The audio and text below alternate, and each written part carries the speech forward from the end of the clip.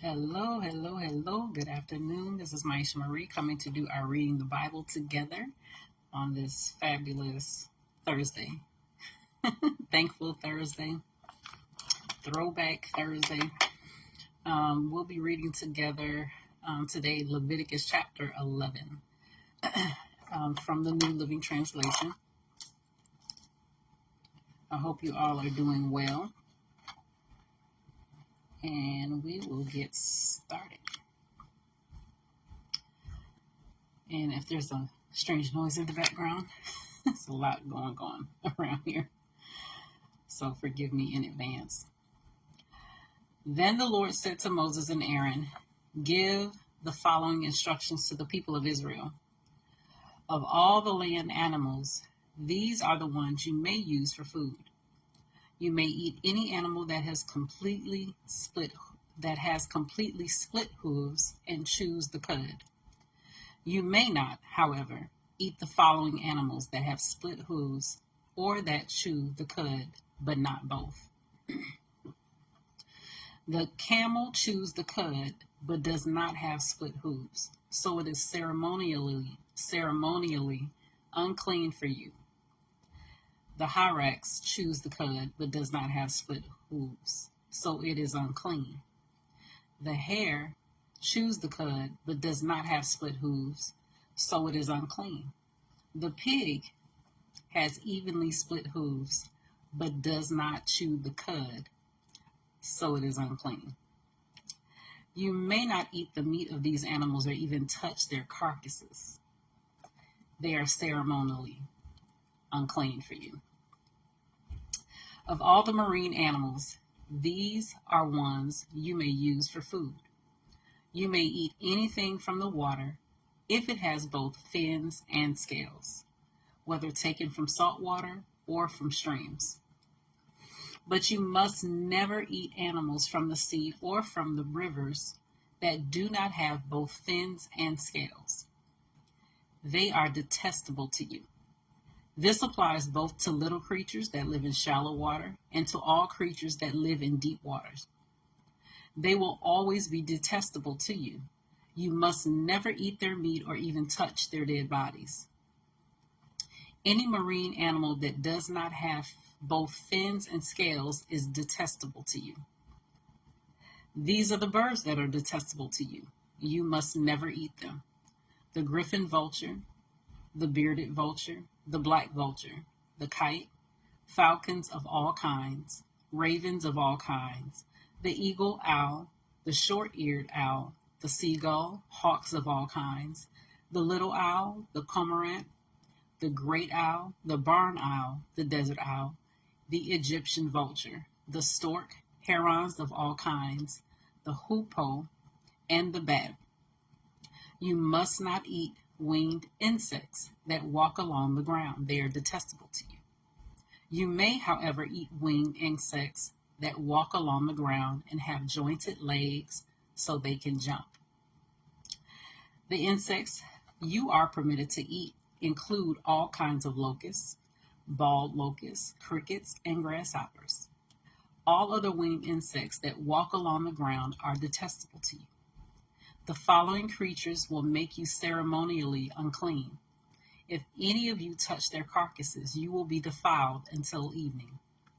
If you pick up their carcasses, you must wash your clothes, and you will remain defiled until evening. Any animal that has split hooves that are not evenly divided or that does not chew the cud is unclean for you. If you touch the carcass of such an animal, you will be defiled. Of the animals that walk on all fours, those that have paws are unclean. If you touch the carcass of such an animal, you will be defiled until evening. If you pick up its carcass, you must wash your clothes, and you will remain defiled until evening. These animals are unclean for you.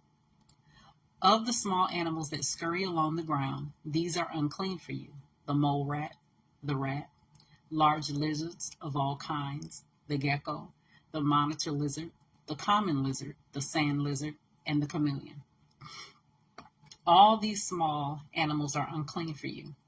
If any of you touch the dead body of such an animal, you will be defiled until evening. If such an animal dies and falls on something, that object will be unclean. This is true whether the object is made of wood, cloth, leather, or burlap. Whatever its use, you must dip it in water, and it will remain defiled until evening. After that, it will be ceremonially unclean and may be used again. If such an animal falls into a clay pot, everything in the pot will be defiled, and the pot must be smashed.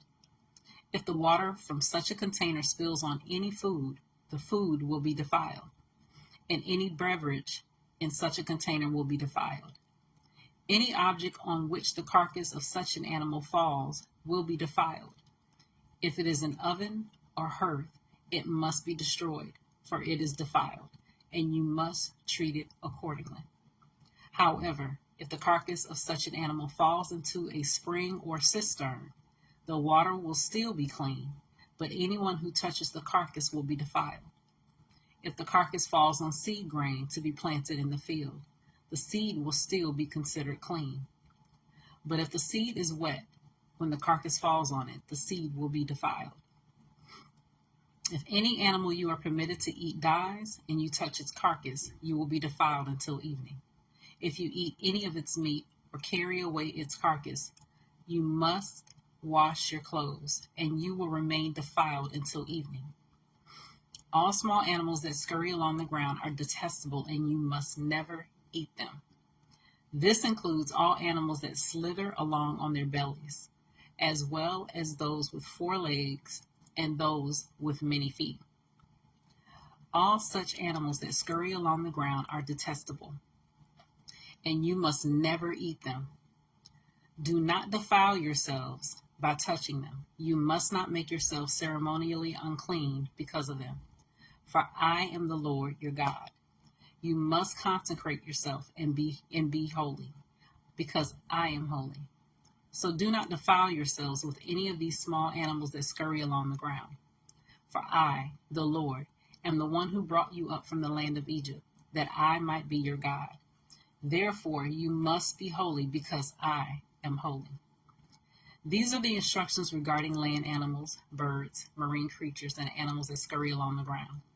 By these instructions you will know what is unclean and clean, and which animals may be eaten, and which may not be eaten.